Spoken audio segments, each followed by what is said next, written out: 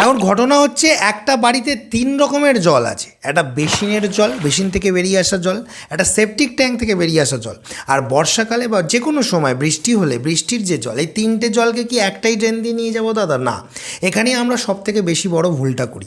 একই ড্রেন দিয়ে নিয়ে গেলে ওইখানে সেপটিক ট্যাঙ্ক থেকে বেরিয়ে আসা নোংরা জল ওভারফ্লো করে গিয়ে চারপাশের পরিবেশ এবং সেপটিক ট্যাঙ্কের থেকে বেরিয়ে আসা ড্রেনটা তো খারাপ হয়ে যাবে, কাজ করবে না, ওভারফ্লো করবে, চারিদিকে মশা, দুর্গন্ধ হবে।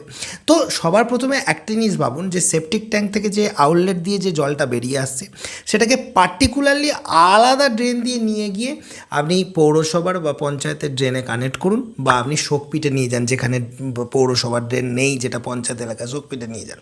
আর বেসিনের জলকে আলাদাভাবে নিয়ে যান শোকপিটে, কিন্তু কখনোই সেপটিক ট্যাঙ্কের শোকপিট আর বেসিন থেকে বেরিয়ে আসা বা হাত মুখ ধোয়ার যে জলটা যায় সেটাকে একই শোকপিটে কানেক্ট করবেন না। আর গোটা বাড়িতে বৃষ্টি হলে যে ছাদের থেকে যে জলটা নেমে আসে গা পাইপ দিয়ে, সেই জলটাকে আলাদাভাবে নিয়ে যান, সেটাকে কখনোই ওই সেপটিক ট্যাঙ্ক থেকে বেরিয়ে আসা নোংরা জলের ড্রেনেতে কানেক্ট করবেন না। এই বিষয়ে একটা বড় ভিডিও বানিয়েছি, দেখে নিন।